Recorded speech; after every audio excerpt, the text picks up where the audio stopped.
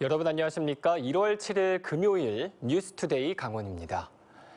기존 변이 바이러스보다 전파력이 강한 오미크론 변이 바이러스가 강원도에서 8개 시군으로 확산됐습니다. 춘천에서는 최근 오미크론 변이 바이러스가 유입돼 초등학생과 중학생을 중심으로 확진 환자가 잇따라 나오고 있습니다. 백승호 기자가 보도합니다. 지난 2일 춘천의 한 초등학교에서 학생 1명이 확진됐습니다. 다음 날 같은 반 친구 1명과 선생님도 확진 판정을 받았습니다. 이들 3명의 검체를 검사해봤더니 오미크론 변이로 확인됐습니다. 이후에 초등생의 가족인 중학생이 확진됐고 이 중학생과 같은 학원에 다니는 친구도 감염됐습니다. 확진된 중학생 2명도 오미크론 양성 반응이 나왔습니다. 미국과 캐나다에서 감염돼 입국한 춘천 해외 입국자 3명까지 더하면 오미크론 변이 확진 환자는 춘천에 최소 8명 이상입니다. 전파력이 강한 오미크론 변이가 춘천에서도 확산되고 있습니다. 이 강한 전파력 때문에 감염 경로 찾기도 쉽지 않습니다. 오미크론 변이의 전파 속도는 델타 변이의 2~3배로 알려져 있습니다. 확진자와 밀접 접촉하지 않아도 공기 중에 섞인 바이러스로 감염될 가능성도 제기되고 있습니다. 때문에 오미크론의 경우 어디서 누구에게 감염됐는지 밝히기가 델타 바이러스보다 쉽지 않을 수 있습니다. 가족 제일 먼저 밀접 접촉이니까 검사 다 시키고 격리 다 들어가고 학생이 있던 경우 같은 반 학생들은 다 격리시켜요, 저희가. 현재 강원도가 파악한 도내 오미크론 감염 환자는 8개 시군 80여 명입니다. 보건당국은 강원도에서도 오미크론이 조만간 델타를 제치고 우세종이 될 가능성이 매우 크다고 분석하고 있습니다. 경증 및 중등증 이하 확진자가 급증할 것으로 예상하고 있습니다. 이에 따라 대응 방안으로는 도에서는 접촉자 조사 및 관리를 위한 역학조사 역량을 강화하고 인력 보강을 추진하고 있습니다. 현재 춘천의 오미크론 바이러스 확진 환자 8명 중 4명이 백신을 접종하지 않았거나 불완전 접종한 중학생과 초등학생들입니다. 때문에 백신을 서둘러 접종하는 게 오미크론 차단의 최선일 수 있습니다. MBC 뉴스 백소입니다. 동해항에서 속초항에서 여객과 화물을 수송하는 국제 정기 항로가 수년간 운항과 중단을 반복해왔습니다. 최근 동해항에서 항로 운항이 재개되는 분위기지만 속초항에서는 항로 개설을 준비했던 선사가 면허를 반납한 뒤로 좀처럼 성과를 내지 못하고 있습니다. 이윤 기자의 보도입니다. 지난해 12월 강원도와 동해시, 동해지방해양수산청, 해운회사가 업무 협약을 체결했습니다. 연내 취항을 목표로 동해항과 베트남 호찌민을 오가는 정기 컨테이너 항로 개설에 적극 협력하기로 했습니다. 현재 하역시설 확충과 선박 확보 등에 주력하고 있으며 여건을 갖추는 대로 해양수산부에 화물 운송사업 면허를 신청해 발급받는다는 계획입니다. 컨테이너선 2척을 투입해 한 달에 3번 정기적으로 우드 펠릿 등의 화물을 베트남에서 동해항으로 들여올 예정이며 우리 측에서 수출할 화물도 유치하고 있습니다.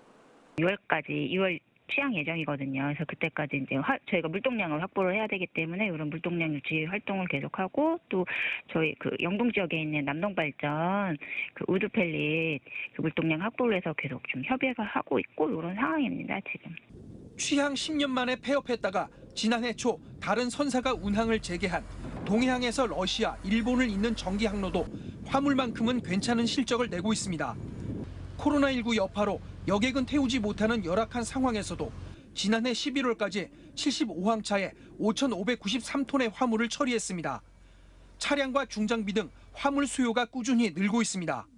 컨테이너 화물이 한 15%, 차량이 34%, 중장비가 35% 정도 DBS 때 비해서 증가를 했습니다. 몽고 그리고 중앙아시아 쪽으로 나가는 화물이 이 동해항을 통해서 두원상선 항로를 지금 이용하고 있습니다. 반면 속초항에서 러시아와 일본을 잇는 북방 항로 운항 재개는 속도를 내지 못하고 있습니다.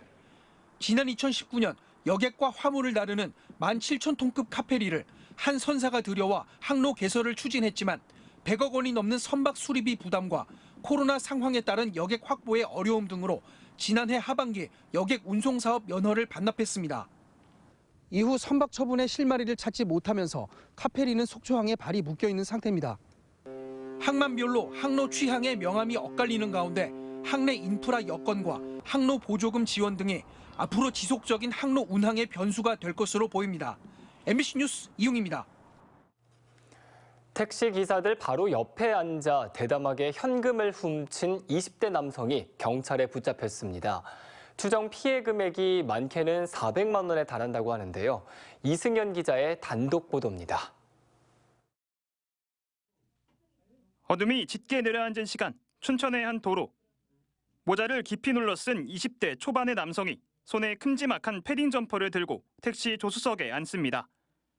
점퍼로 두 손을 가린 채 무언가를 줍듯 허리를 잔뜩 숙입니다. 10분쯤 지나자 이내 택시에서 내립니다. 그리고 며칠 뒤 같은 남성이 이번엔 다른 택시에 오릅니다. 어디야?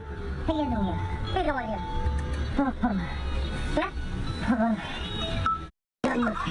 마찬가지로 점퍼로 두 손을 가리고 허리를 숙이는 부자연스러운 행동을 합니다.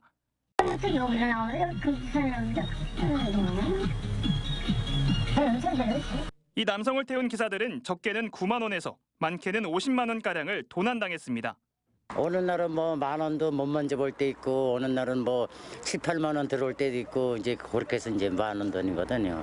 그 이제 그거를 12월 한 말일쯤 돼서 이제 집사람을 생활비를 이제 꺼내주는 거거든. 차량 내부 블랙박스를 확인한 결과 이 남성은 매번 조수석에만 탔습니다. 그리고는 두꺼운 점퍼로 운전석과 조수석 사이에 가림막을 세워 택시기사 몰래 조수석 서랍에 보관 중이던 현금을 꺼내간 것으로 추정됩니다.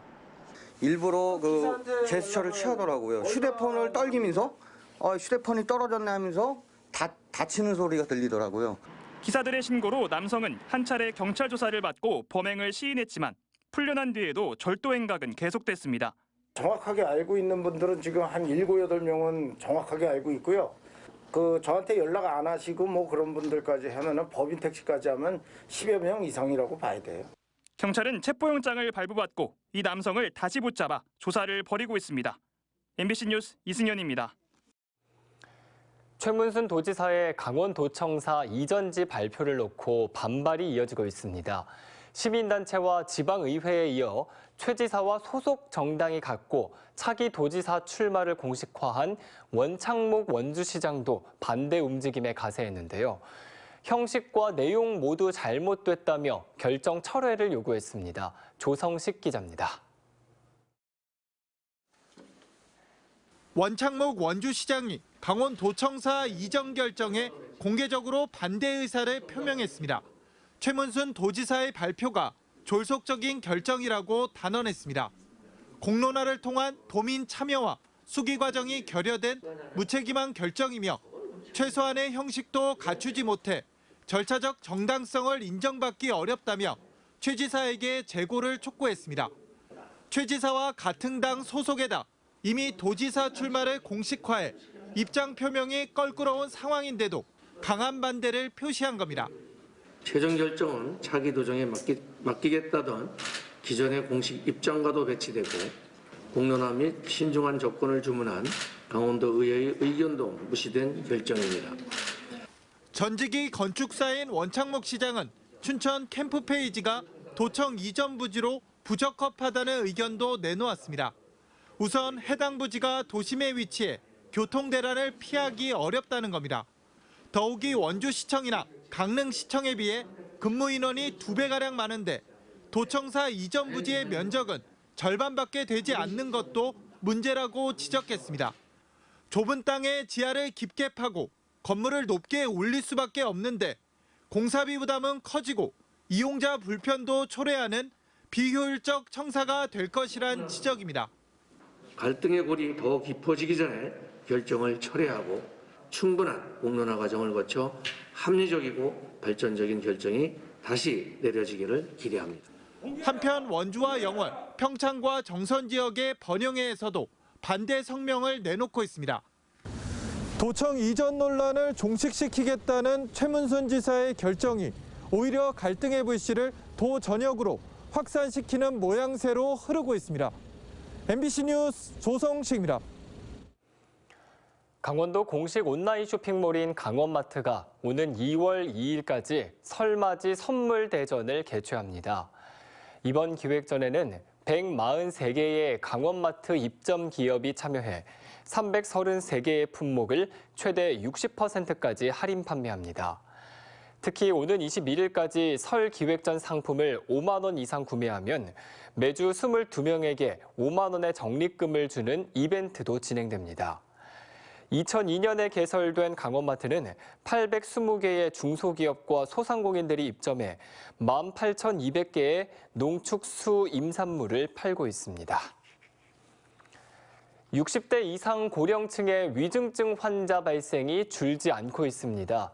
강원도 방역당국은 코로나19 위중증 환자의 62%, 106명의 사망자 가운데 92%인 97명이 60대 이상이라고 밝혔습니다. 특히 전체 확진자 가운데 60대 이상은 지난해 11월 37%, 12월 32%로 다른 연령대에 비해 압도적으로 높습니다. 강원도는 60대 이상 고령층에게 백신 접종을 독려하고 요양병원 관리를 강화하기로 했습니다.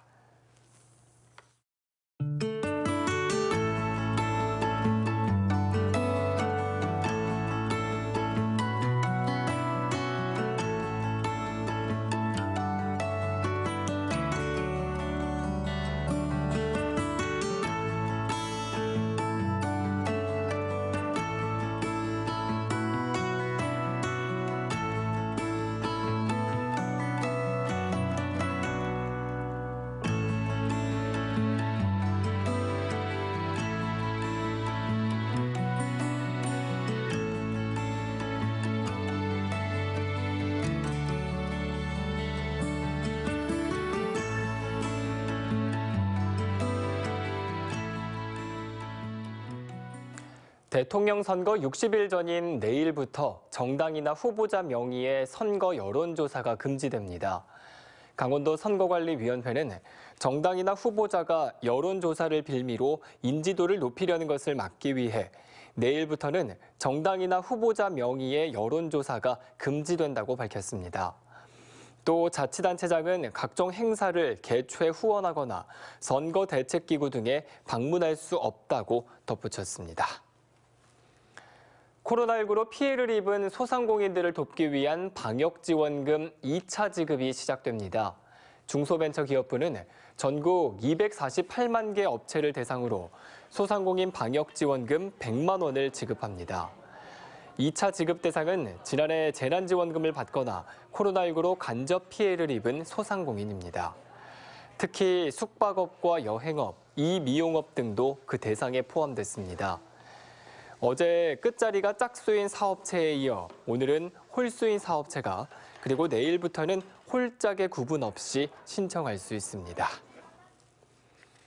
강원도교육청이 지난 3일과 4일 2022학년도 초등학교 예비 소집을 실시한 결과 소재가 확인되지 않은 학생이 25명으로 집계됐습니다.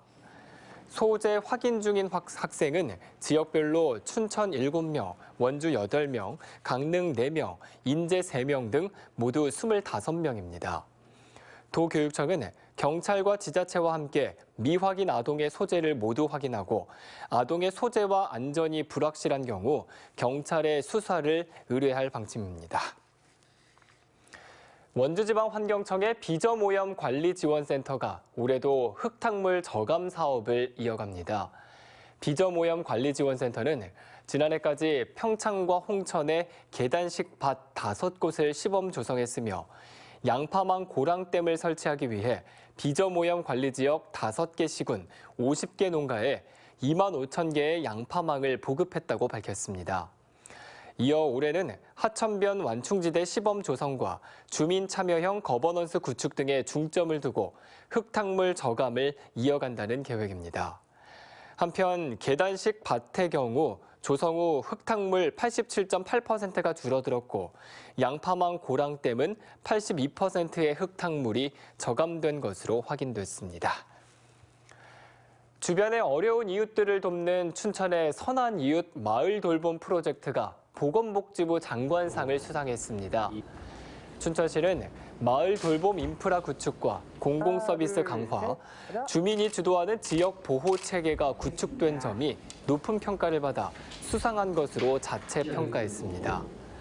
현재 춘천시는 읍면동에 보건복지 인력 93명을 확충하고 올해 18개 읍면동에 방문복지팀을 신설했습니다. 강릉시의 민원 업무 담당 공무원이 최근 민원인에게 폭행을 당하는 일이 벌어졌습니다. 강릉시는 지난 4일 전화로 민원 업무를 상담한 후 주민이 만취 상태로 시청을 찾아와 기물을 파손하고 공무원에게 상해를 입혔다고 밝혔습니다. 해당 민원인은 지난해부터 수차례 공무원들에게 욕설을 해온 것으로 알려졌으며 강릉시는 이번 폭행 사건을 경찰에 신고했습니다. 강릉시는 유사 사례를 방지하기 위해 민원 업무 담당 공무원 보호 지원 조례를 제정하고 악성 민원에 대비해 CCTV 사각지대를 보완할 계획입니다. 원주시가 3대 이상 가족이 함께 살고 있는 세대에 효행 장려금을 지급합니다. 원주시는 2017년 원주시 효행 장려와 지원에 관한 조례를 제정했고 분기별로 5만 원씩, 1년에 20만 원씩 효행 장려금을 지급하고 있다고 밝혔습니다. 효도 가정은 85세 이상 노부모를 모시고 3대 이상이 함께 한 세대를 이루어 사는 가구로 주소지 행정복지센터에서 수시로 신청이 가능합니다. 지난해는 분기별로 300여 가구 약 6천만 원의 보조금이 지급된 바 있습니다. 홍천군이 농업발전기금을 지원받을 단체나 개인의 신청을 오는 28일까지 받습니다. 지원 규모는 15억 원으로 개인은 7천만 원 이하, 단체는 7천만 원에서 최대 3억 원 이하 한도로 지원될 예정입니다. 이상으로 뉴스투데이 강원을 마칩니다. 시청해주신 여러분 고맙습니다.